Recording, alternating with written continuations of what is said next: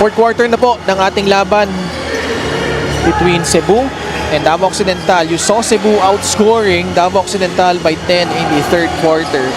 After trailing by 5 at the half, they're now up by 5 here, 47-42. And that's a very lowly 8 points that Cebu was able to hold Davao down to, while the greats have been continuously, slowly increasing the efficiency of their offense here in the second half. A stark contrast in that department between these two teams. And now it's Paul Desiderio coming in once again to continue that for the greats. In the third quarter, John Hamon making some great shots. We also saw Bubong Tampos making some great plays. Take a look at this one. Easy pass and cut, corner, and then you see the guy cutting, Desiderio getting it from Tampos. Kakapasok lang nito si Paul Desiderio dito sa fourth quarter. 14-2 run by the Cebu Greats. It seems that Cebu is trying to manage the minutes of Paul Desiderio, na alam naman natin medyo may recurring hamstring injury. They don't want to have that flare up, especially at this point kung saan hindi pa talaga siguradong makakapasok sila sa play-in. As much as possible, they want all hands on deck, and Paul Desiderio is a very important piece of this team. We all know that. That is not a secret.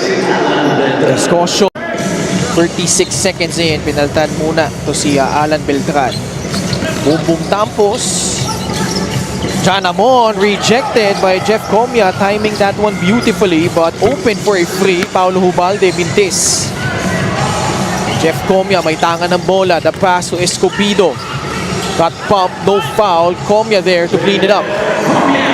Jeff Comia, the lone guy in double figures sa laro na to para sa Davao Occidental Tigers. He has 15 points and 7 rebounds, but not really a lot of help coming from the other guys other than John Salubre. Wawi Escoso has not been the same dominant self that he has been for the Tigers in the past few games. Remember, he had 20 sa kanilang huling laro, and then also around that total in their win against Valenzuela, that close one where he was able to hit the game winner.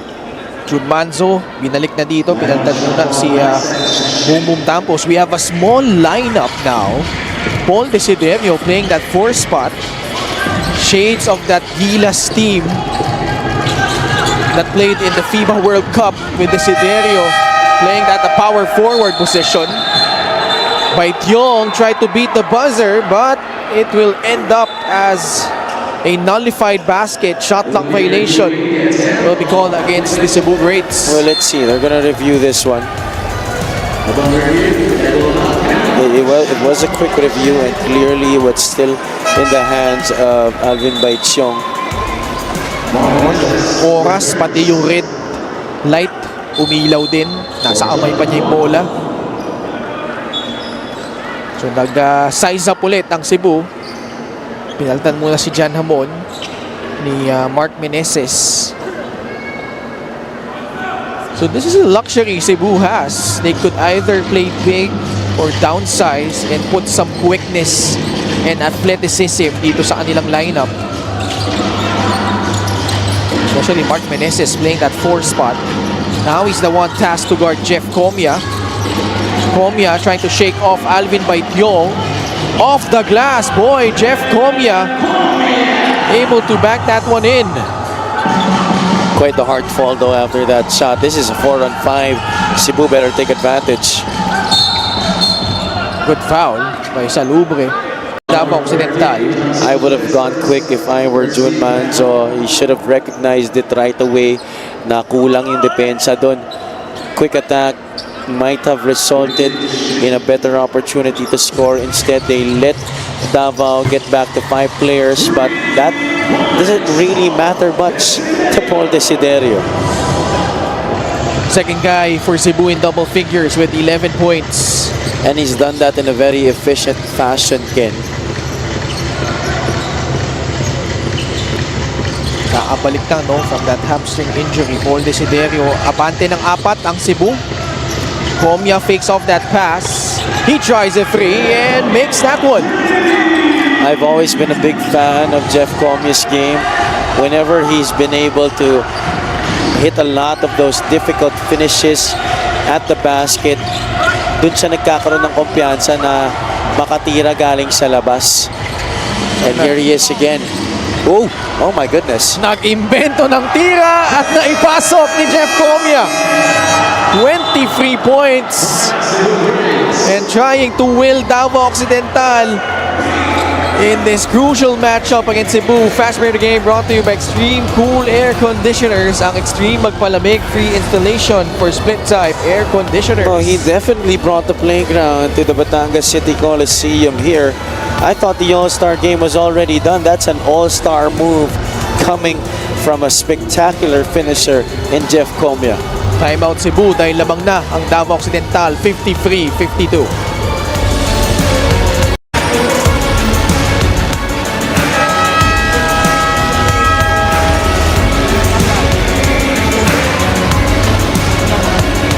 Team report for the Cebu Greats. Ibang aura talaga ang dala nila for the second half.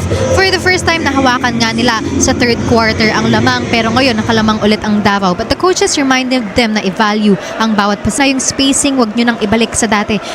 They also commended yung depensa at hustle plays, and this time kinommend din si June Manzo for his smarter decision-making, controlling the tempo just right. From a shaky start, Cebu has flipped the script. Now, it's all about staying locked in and finishing the game strong. Back to you guys. Maraming salamat, Lyra. At well, June Manzo at the moment, wala pa ring puntos. But, well, doesn't reflect the stat sheet yung impact na ginagawa niya, no? Na pagtitimon para sa Cebu. Pero sila ngayon, naghahabol na naman. Dahil Jeff Comia happen para sa Davao Occidental. Off the pass, Desiderio got fouled. Just a little too indecisive there. It was Paul Desiderio. I thought he had the opportunity to make himself a basket dahil medyo putas rin yung depensa sa baseline ng Davao doon. Could have sneaked in one shot underneath. Instead, Davao here with a baseline throw in. Manzo, wala pa ring puntos. 0 out of 3 from the field. Desiderio posting up Joseph Terzo, facing a double team, was held down as he tried to issue a pass in the paint. And Davao was trying to pick their poison there. Double ba sila kay Paul and disallow him a good look at the basket, or iiwan ba nila si Paul para mag one-on-one, and that will have Reeve Ugsang also have a guy underneath. Meneses just snatching that one. Another offensive rebound and puts it back in. Cebu in front once again, 54-53. Well, Cebu is actually behind in the rebounding department in this game, but they're pulling all the important offensive rebounds here in the fourth quarter. 6 minutes left in the fourth. Joseph Terzo. Ugsang trying to switch on to him. Skip pass na libre si Salubre. Nice box out by Reeve Ugsang and Paulo Ubalde with a basketball. Desiderio catch and shoot free. It will pop out. Labanan sa ilalim at tingin ni Reeve Ugsang worthy for a review yung last out of bounds play na yun. Bola mapupunta sa Davao Occidental. They're going to challenge that. I think Ugsang is adamant, and he is sure enough that Escocio had the last hand of the basketball. So the coach's challenge will be awarded here to Cebu. Let's see if they will be successful. They're up by 1, 5 minutes and 36 seconds left. Coach Judy Valenzuela. Let's see if they will win this one.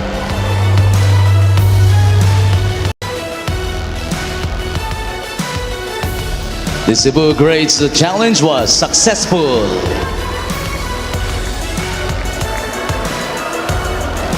Successful challenge for the Cebu Greats.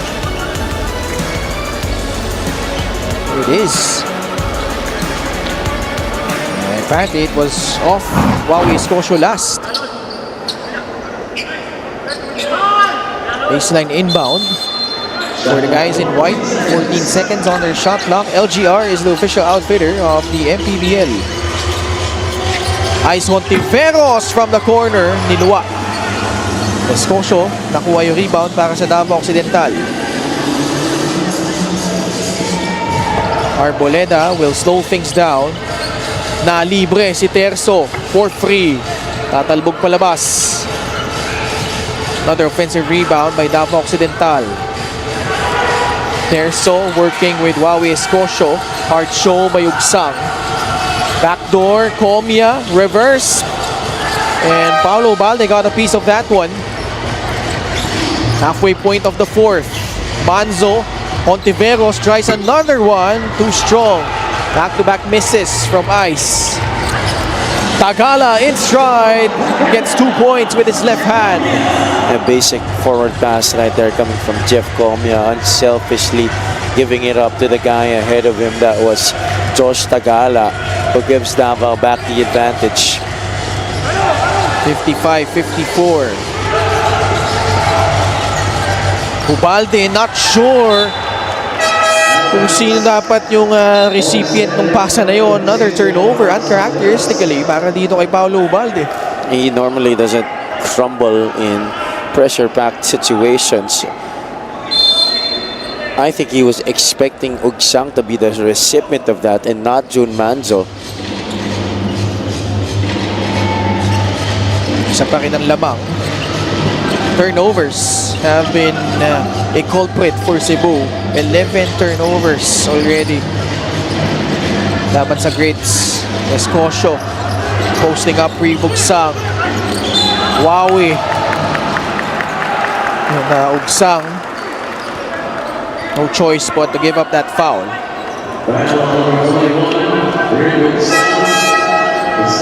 Third foul against Ugsang. Paulo Ubalde will check out. Babalik si Jan Hamon. Wawi Escocio now at the line, trying to extend their lead. 6 of 9 ang Davao Occidental, just 2 of 6 ang Cebu. Wawi, niluwa yung kanya unang free throw. Free throws could be a deciding factor here given how close this game has been. Yeah, and both teams have not performed well at the free throw line sa laro na to. Davao is 6 of 10, Cebu is 2 out of 6. Itong free throw na ito, din sa ating Extreme Appliances, ang subok at kompletong appliance brand ng Pilipinas. Split from Wawi Escocio, 56-54. Jun Manzo, wala pa ring puntos. Perhaps his worst game of the season in a Cebu uniform. Oh, no doubt. And still scoreless. Yes, time to make up for it here. What a pass inside. Meneses got held down as he was about to make his move. He will review this one. Arboleda was pretty much out of position. It was a setup here by Manzo. Everybody was caught ball watching, trying to see what Manzo was gonna try to do. The clock was winding down on the 24-second shot clock nitong Cebu, and everybody was anticipating June to take the shot. Nobody noticed Meneses creeping right there on that dunker spot. That was a hard hit on him. Rated to an unsportsmanlike. Oh no, it's an unsportsmanlike foul. It should be. You see how those two hands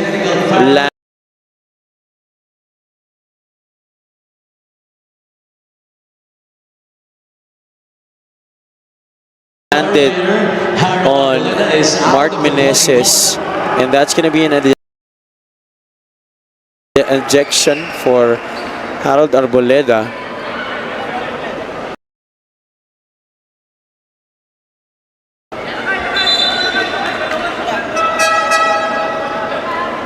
is an important piece of the rotation, especially because he relieves pressure off of their guards who handle the basketball.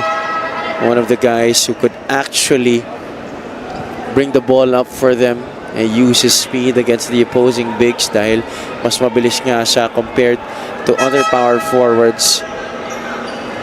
That's going to be a big blow. And it's interesting to see how Davao can respond after this. This just might be a big momentum changer. I've always said that unsportsmanlike fouls, especially in games like this where it's very tight, could spell the difference in what could be the outcome of a game. Lalo na ngayon, fourth quarter na, Ken. Yeah.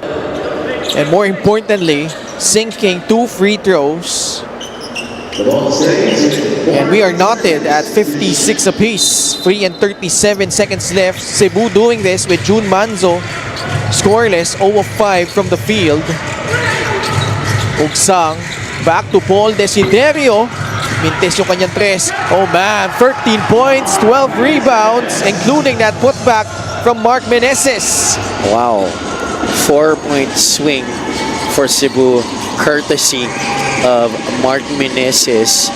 He has been an absolute blue-collar worker in this game, doing a yeoman's job of pulling down those rebounds, hustling for those loose balls, and in the process, scoring points para sa kanilang kupunan. And Cebu completing that possession with a block. Manzo sizing up Joseph Terzo, sliding in but still can't score. Wow, really a terrible game para kay June, at least offensively. 0 out of 6. Much like Raymart Escobedo on the side of Davao. Terzo, short, Meneses. 13 rebound for number 13. Shades of what he did against the Gensan Warriors. Desiderio to John Hamon. Double clutches. Tried to track down his own miss. He does, but the pass broken up. Meneses recovers. Hamon, this time from downtown, no good. Desiderio grabs the board, escapes the defense, and draws a foul. Last 2 minutes of the game. And Cebu with 2 free throws coming up. Wow, just big breaks going the way of Cebu. Those 50-50s landing in the hands of a Cebu player each of those 3 times. And the greats at the end of that, having Paul Desiderio go up strong, drawing the foul, and they have a chance to put more cushion on this lead. Desiderio na ipasok yung kanyang unang free throw. 12 points for Paul Desiderio.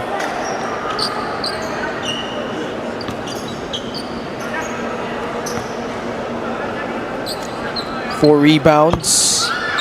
However, missing the second, so this is still a 1-possession ball game. Jeff Comia with 23 points, but the offense of Davao Occidental has stalled here in the last couple of minutes of the fourth until that free to tie things up. Obviously so pumped up after that. That ends a little drought for the Tigers here in the fourth quarter. They've experienced quite a number of those scoreless stretches here in the second half. Manzo, skip pass. Desiderio gustong bawiin yung tres. Tatalbog palabas. Tense moments here. 78 seconds to go here in the fourth quarter. There is a lot at stake in this game, Ken. Joseph Terzo. Ugsang the show. Terzo pulling up. That time a miss. Salumbre. Again that move. And it will roll in. How about Davao Occidental? 2 big baskets to pull ahead as Mark Meneses is down on the floor. Gixer, great move of the game, born for greatness. Well, just like how Cebu was fortunate enough to get a lot of those loose balls earlier. Ganun din ang nangyari dito sa possession ng Davao. That tap by Jeff Comia getting into the arms of Janser Salubre with that excellent pullback move, which has been his trademark here, leading into that shot. Meneses, I hope he's okay, but it looks more like he's really tired. He's giving it his all in this game. And let's see here what Cebu has mapped out in this timeout. Cebu only has one timeout remaining. Dalawa pa para sa Davao Occidental. Hey, Paul, dito ka. John, ikaw to John. Hey, sinong sa loob? Hamon, dito ka. Big man, John. Ay, ikaw to Paul. Ikaw to Paul. Lakay, ikaw to. Okay. Pagbigay. Aliyo. Buha. Bigay. Last minute white. Last minute white. Para sa inyo.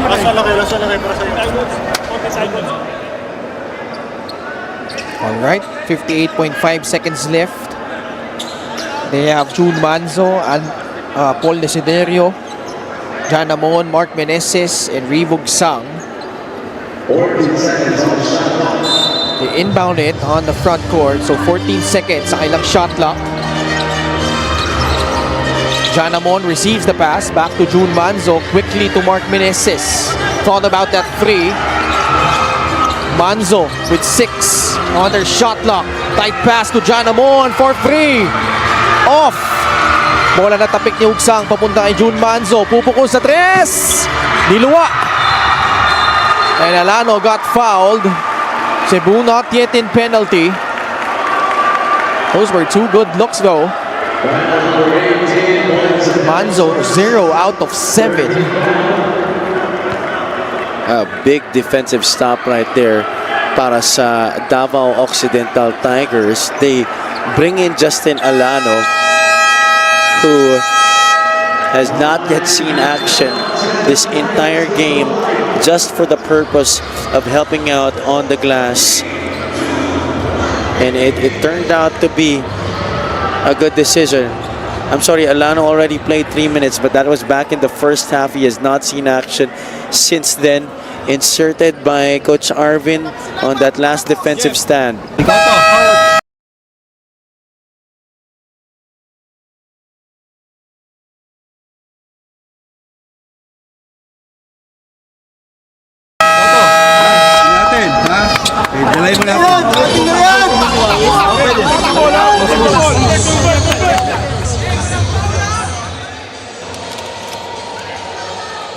All right, 38.5 seconds left.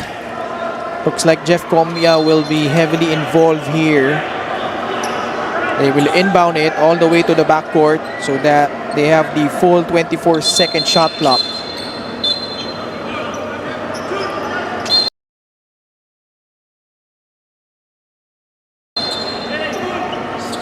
No need to foul if Terso Janchers. Terso will inbound it all the way from the back.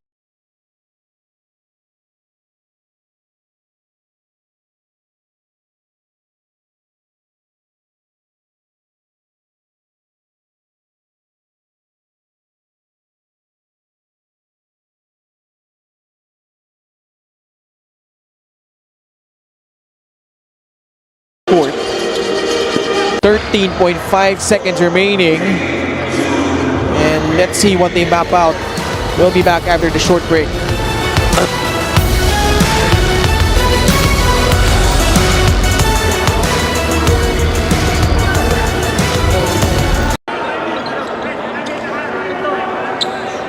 No more timeouts for the Cebu Greats. June Manzo, scoreless outing.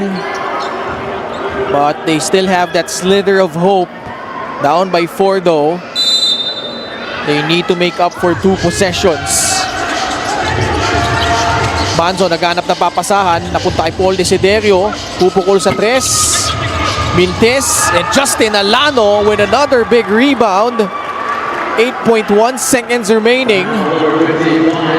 Wow, Davao Occidental just battling right back.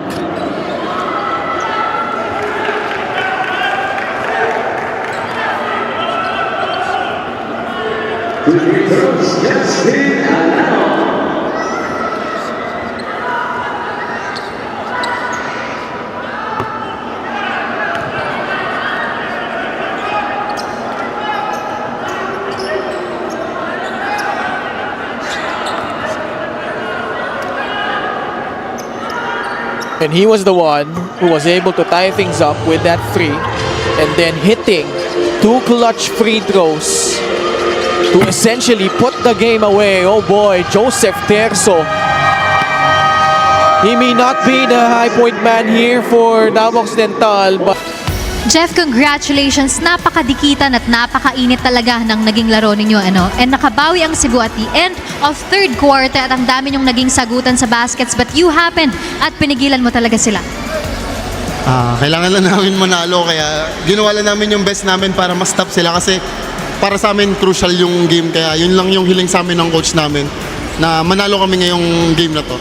And your right statement win nga ito para sa inyong play-in positioning. How will you guys make sure na mas maipapanalo nyo pa ang remaining games ninyo? Tuloy lang din siguro namin yung ginagawa namin kasi maganda rin naman yung mga pinapractice namin ng mga nakaraan. So, na-adapt lang namin siguro sa game na to kaya ito yung resulta, nanalo kami.